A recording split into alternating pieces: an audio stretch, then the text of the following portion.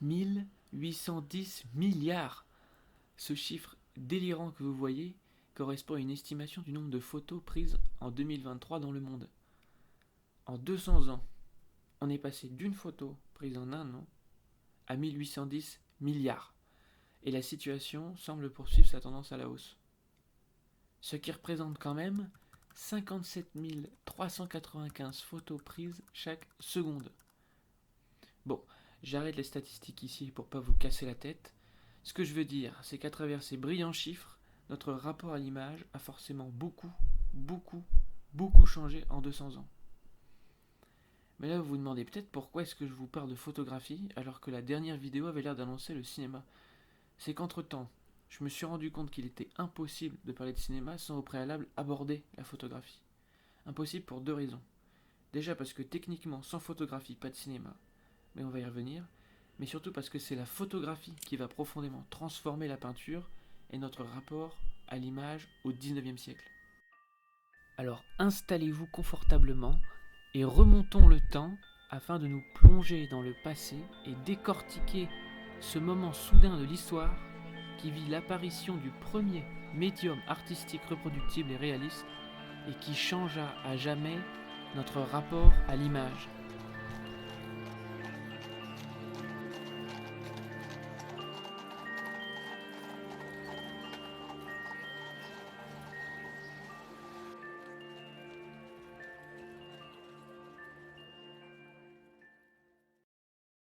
L'histoire de la photographie commence en France dans la première moitié du XIXe siècle et plus précisément pendant la période dite de la restauration de la monarchie.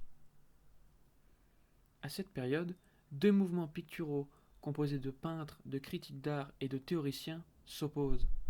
D'un côté, les néoclassiques, de l'autre, les romantiques. Le courant artistique du néoclassicisme est né sous le règne de Louis XVI et s'épanouit pleinement sous l'Empire. En 1815, le néoclassicisme en peinture commence à s'essouffler à travers une génération d'artistes qui vieillit, usés par les changements de régime, cherchant à incarner une stabilité dans la sphère artistique.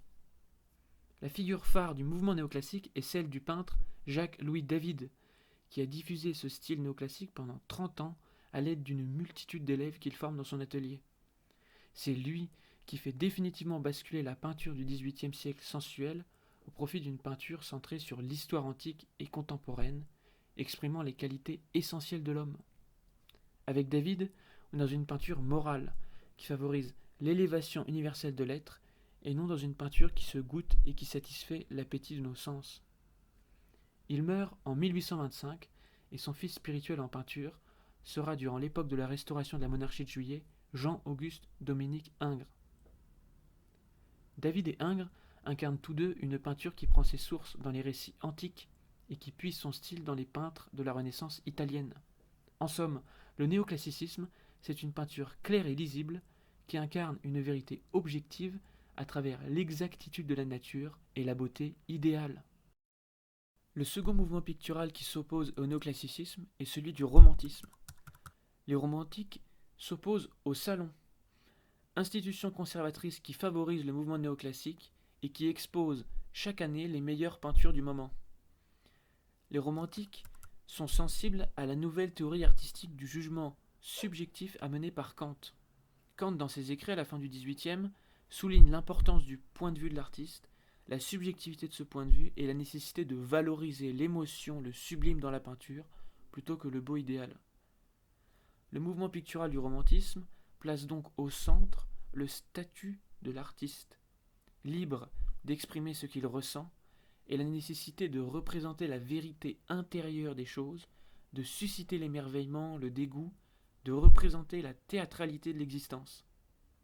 En somme, le romantisme, c'est l'appréhension du monde à travers le sentiment, le sensible. La figure de proue de ce groupe sera, pour la période de la restauration puis celle de la monarchie de Juillet, Eugène Delacroix. Chez Delacroix, la vérité s'incarne à travers l'expression de l'intériorité de l'artiste, et le beau semble s'effacer au profit du sublime. Ces deux figures, Ingres et Delacroix, incarnent ainsi deux pôles artistiques dans la période de la Restauration en France. Dès 1824, ces deux jeunes figures de l'art s'affrontent dans le Salon Carré du Louvre, lieu d'exposition des plus illustres peintres, à travers 2 tableaux majeurs, le Massacre du Ciot de Delacroix et le Vœu de Louis XIII d'Ingres. Et plutôt que de dire directement de qui sont ces 2 tableaux, je vous laisse quelques instants deviner qui a peint quoi, et pendant ce temps-là, moi, je vais aller me chercher un café. Ne me décevez pas trop vite, hein.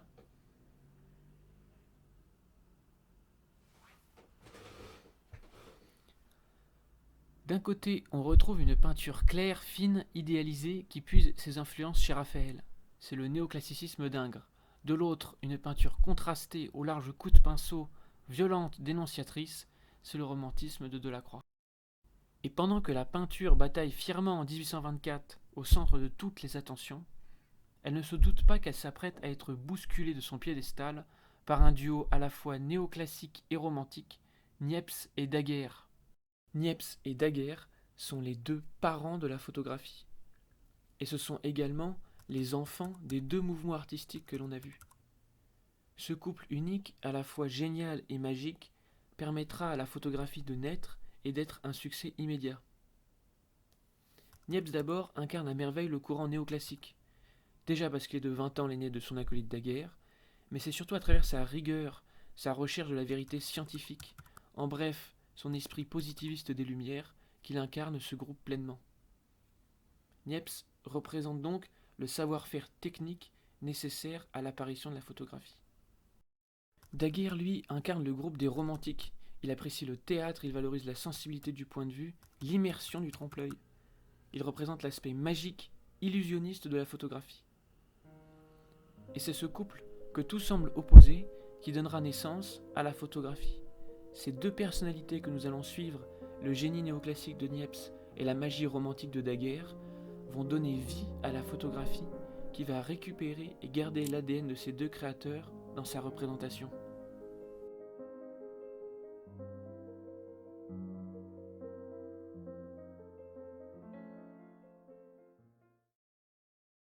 Petit point technique sur la photographie avant d'attaquer la suite. Si vous ne comprenez pas du tout de quoi je parle, c'est normal, accrochez-vous, je vous détaille tout pas à pas par la suite. La découverte de la photographie suit une même méthodologie simple en 5 étapes en France et en Angleterre. Première étape, la reprise de la chambre noire afin de capturer la lumière. Deuxième étape, le choix d'une substance chimique sensible à l'action de la lumière.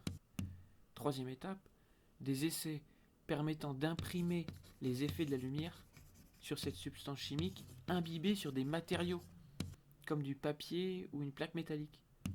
Quatrième étape, un support qui réagit avec la lumière dans la chambre noire dans un temps limité.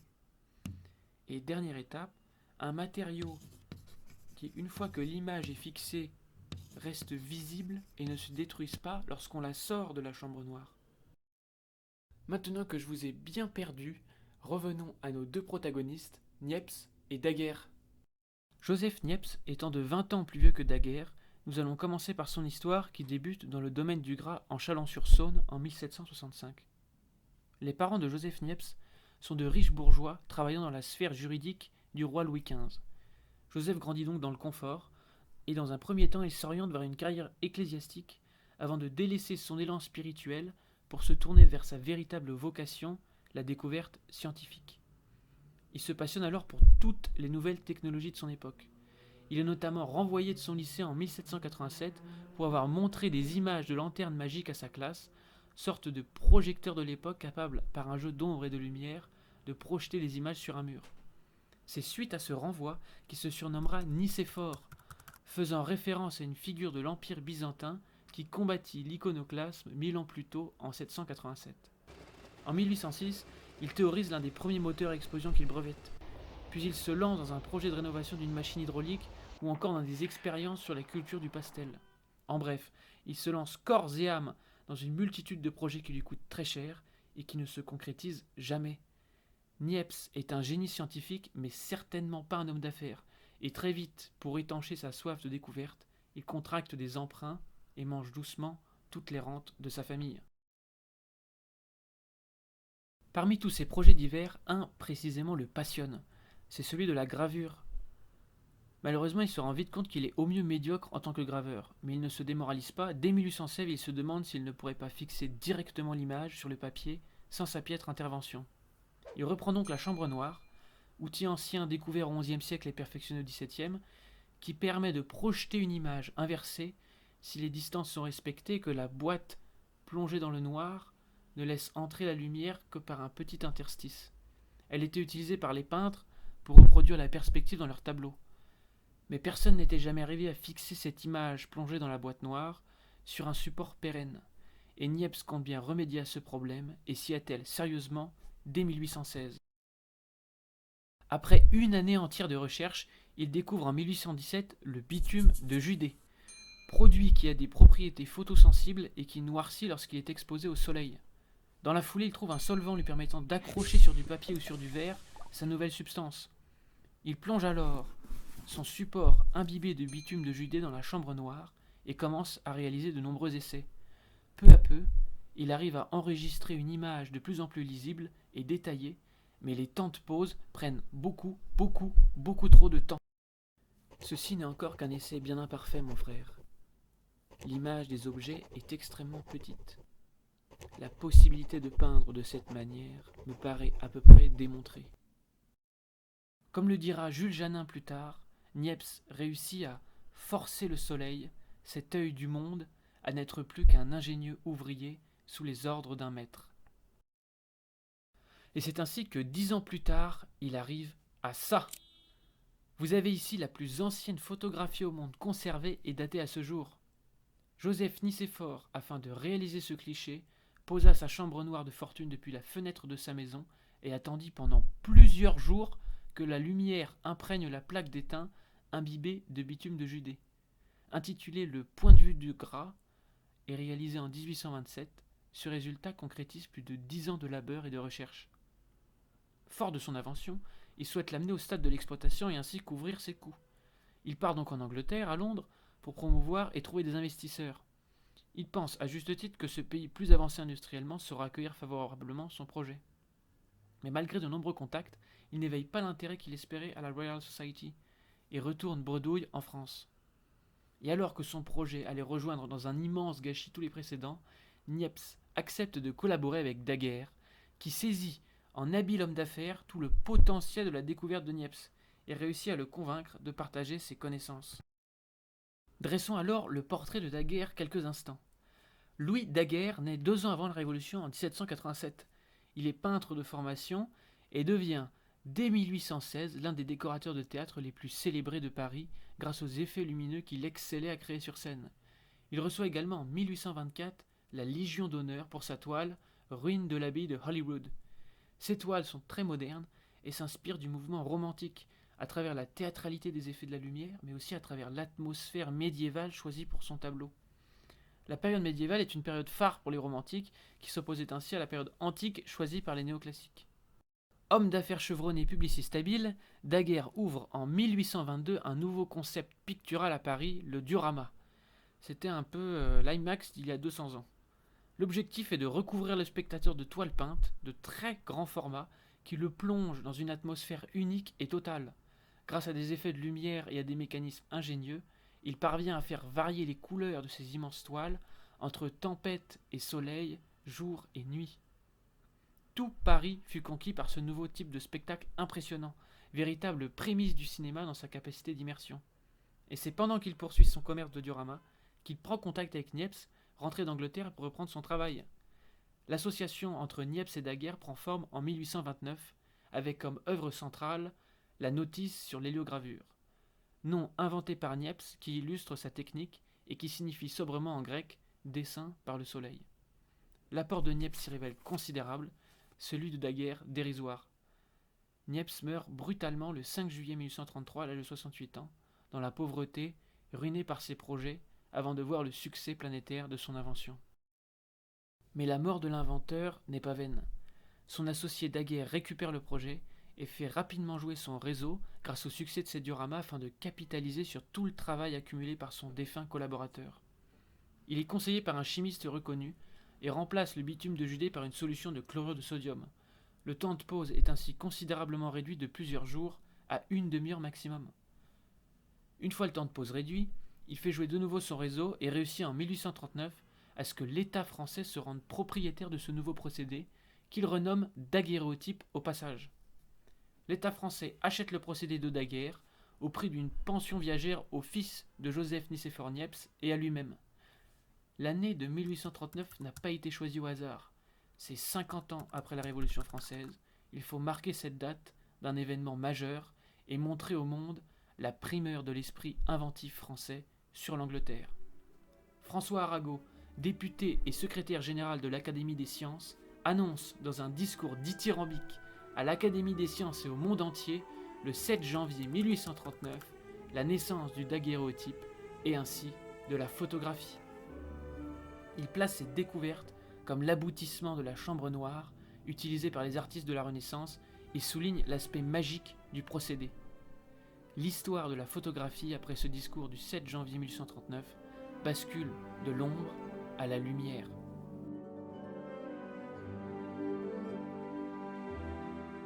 Jules Janin, galvanisé par les louanges d'Arago, écrit en 1839 « Ce que nous vous disons là est bien étrange. Il faudra bien cependant qu'on croie au daguerréotype, car nulle main humaine ne pourrait dessiner comme le soleil, nul regard humain ne saurait plonger aussi avant dans ces flots de lumière, dans ces ténèbres profondes. » L'événement parisien devient dans l'année même un phénomène mondial. Daguerre organise des séances de démonstration, fait fabriquer et vendre des appareils portant sa griffe, offre des daguerréotypes à des souverains étrangers. De Paris à Moscou, de Londres à Naples, de New York à Rio de Janeiro, le daguerréotype reçoit un accueil enthousiaste. Et c'est notamment aux États-Unis que le daguerréotype connaît sa carrière la plus étonnante et la plus longue. Ce nouveau procédé se marie parfaitement avec cette nouvelle nation en quête d'identité. Le daguerréotype jouera en effet un rôle majeur dans les portraits des Américains, mais aussi dans des photographies de paysages, accompagnant et illustrant les campagnes à la conquête de l'Ouest à la fin des années 1860. Ces photographies contribuèrent à créer un imaginaire de l'Ouest américain, repris ensuite par la littérature et le cinéma. Mais la magie promise par Arago dans son discours et exploitée par Daguerre est très difficile en réalité à réaliser. L'équipement de 50 kg empêche toute opération extérieure et le temps de pose contraint fortement le photographe. Fort heureusement pour Daguerre, les progrès sont rapides et importants. En 10 ans, le poids du matériel est abaissé à 18 kg et le temps de pose réduit entre 1 seconde et 2 minutes, avec une plaque beaucoup plus résistante et nette. Ces progrès engendrent une démocratisation du daguerréotype. On passe de 12 ateliers de daguerréotypistes en 1845 à 56 ateliers 2 ans plus tard à Paris. Le daguerréotype est un succès planétaire et devient le moyen privilégié pour la bourgeoisie de se représenter à travers des portraits. Daguerre l'avait bien compris et vend en masse des appareils sous sa marque afin de rentabiliser le projet. Alors que le daguerréotype semble plus fort que jamais au centre de toutes les attentions, il signe pourtant déjà son arrêt de mort. Car le daguerréotype donne un positif direct et donc unique de l'image. Cette rareté de l'image obtenue par l'empreinte de la lumière rapproche ce type de photographie, non pas de la reproductibilité de la gravure, mais de la peinture. Le procédé de Daguerre ne permet donc pas de reproduire une image du réel sur un support, sans détruire le support par la même occasion. L'œuvre est unique et ne peut pas être reproduite.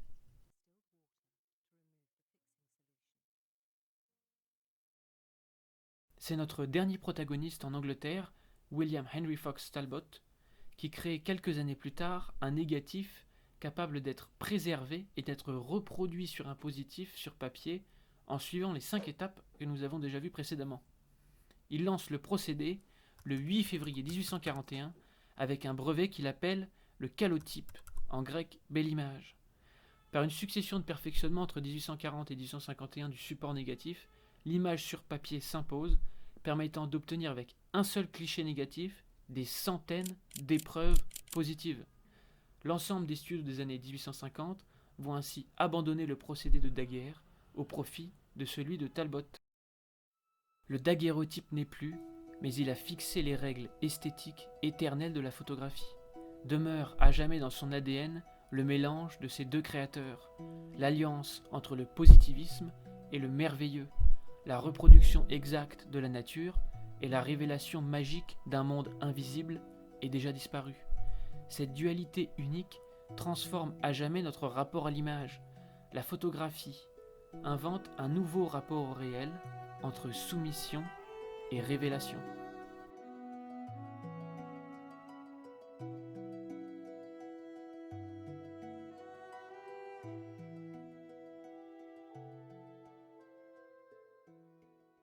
Mais ce succès commercial qui permet à la photographie de pénétrer assez vite la société conduisit à un jugement sévère de cette nouvelle invention. La photographie liée au commerce plus qu'à l'art l'empêche de rivaliser avec la peinture. On se méfie au même titre de la vampirisation possible que sa réussite fait craindre. Aujourd'hui, les miniaturistes sont morts. Demain, qui sait, les graveurs, puis les peintres. On va jusqu'à s'interroger sur le fait que la peinture elle-même était morte dès la naissance de la photographie. L'Académie des Beaux-Arts verra donc cette invention scientifique d'un œil assez circonspect, et la photographie ne sera louée principalement dans la sphère des peintres que par Paul Delaroche, peintre romantique reconnu dans les années 1840 pour ses sujets moyenâgeux et sa touche méticuleuse. Le fini d'un précieux inimaginable ne trouble en rien la tranquillité des masses. Le peintre trouvera dans ce procédé un moyen prompt de faire des collections d'études qu'il ne pourrait obtenir autrement qu'avec beaucoup de temps, de peine et d'une manière bien moins parfaite. Cette volonté de réduire la photographie à son aspect mécanique continuera tout au long du XIXe siècle. Un an après l'annonce du daguerréotype en 1841, le peintre et graveur suisse Rodolphe Töpfer ajoute « La machine daguerre agit seule. Il n'y a pas d'opérateur, encore moins de créateur. Or, cette chose qui manque aux plaques daguerriennes, cette chose qui sépare à jamais par une infranchissable barrière les merveilles du procédé des simples produits d'une création intelligente, cette chose, c'est le sceau de la pensée humaine et individuelle, c'est l'âme répandue sur la toile, c'est l'intention poétique manifestée par un style quelconque, c'est l'art. Ce qu'il reste, le procédé moins le faire, c'est-à-dire le corps moins l'âme. » Derrière ce cri du cœur, c'est la crainte d'être supplanté, remplacé. La peinture qui se vend et qui permet de vivre est une peinture méticuleuse, détaillée, réaliste, et la photographie réduit en poussière ce travail. Baudelaire pose, dans un brillant syllogisme sarcastique, la nouvelle réflexion qu'amène la photographie dans l'art. Ainsi, l'industrie qui nous donnerait un résultat identique à la nature serait l'art absolu. Un dieu vengeur a exaucé les vœux de cette multitude, Daguerre fut son messie. Puisque la photographie nous donne toutes les garanties désirables d'exactitude, l'art, c'est la photographie. La photographie force donc la peinture à se questionner sur son rapport au réel. Pourquoi peindre de manière réaliste ? À quoi bon, lorsque la photographie peut le faire infiniment mieux en une poignée de secondes ? Mais qu'est-ce qui nous fascine dans la peinture réaliste ? Finalement, quel est le but du réalisme dans une image ? Toutes ces questions vont peu à peu amener un dialogue entre la peinture et la photographie et forcer la peinture à se questionner sur son rapport au réel. Mais attention, la peinture n'a pas attendu la photographie pour être réaliste. Les peintres, avant les photographes dans les années 1820, se confrontent déjà à la nature en peignant directement en extérieur. Il faut bien comprendre que le public du début du 19e était déjà prêt à contempler une image techniquement nouvelle et réaliste parce que la peinture et l'art dans son ensemble se polarisaient déjà vers une nouvelle tendance réaliste loin du néoclassicisme et du romantisme. Ce nouveau mouvement pictural, le réalisme, apparaît d'abord chez les peintres paysagistes. Ils vont se regrouper dans la forêt de Fontainebleau à côté de Paris afin de copier la nature directement sur le motif et non en atelier. Et les deux médias, photographie et peinture, poursuivent la même quête dans le thème du paysage.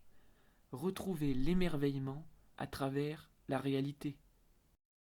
Certains paysagistes ont créé une nature au goût du jour, qui a un aspect suffisant de vérité et qui possède en même temps les grâces piquantes du mensonge. À travers cette citation de Zola destinée aux peintres, on retrouve la double ADN de la photographie, l'illusionnisme et l'exactitude du réel. Ce groupe de peintres formant le nouveau mouvement pictural du réalisme se retranche dans la forêt de Fontainebleau et vit dans une auberge du village de Barbizon afin de mettre en valeur dans leurs tableaux une nature inviolée, sauvage, pure, loin de toute pollution industrielle. Et la photographie va rapidement entrer en dialogue avec ces peintres. Négativement d'abord avec des critiques d'art comme Champfleury, qui va s'efforcer, parfois maladroitement, de montrer la supériorité de la peinture face à la photographie. 10 daguerréotypeurs sont réunis dans la campagne. À côté d'eux, 10 élèves en paysage copient également le même site. L'opération chimique terminée, les 10 plaques sont comparées. Elles rendent exactement le paysage sans aucune variation entre elles.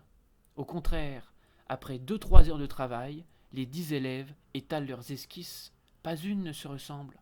Un chêne change de forme et de couleur pour l'homme sanguin et pour l'homme bilieux. L'homme maigre n'éprouve pas devant la nature les mêmes sensations que l'homme gras. Georges Niel, autre critique d'art au salon de 1857 devant les peintres de paysages, s'exclame « La photographie a la sécheresse d'un plan, on y sent la mort. La main de l'homme, la création, sont absentes.